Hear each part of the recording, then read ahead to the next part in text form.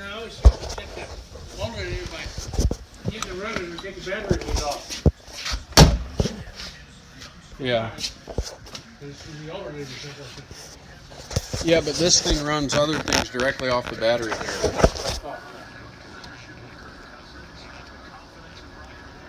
One of them being the oil pump.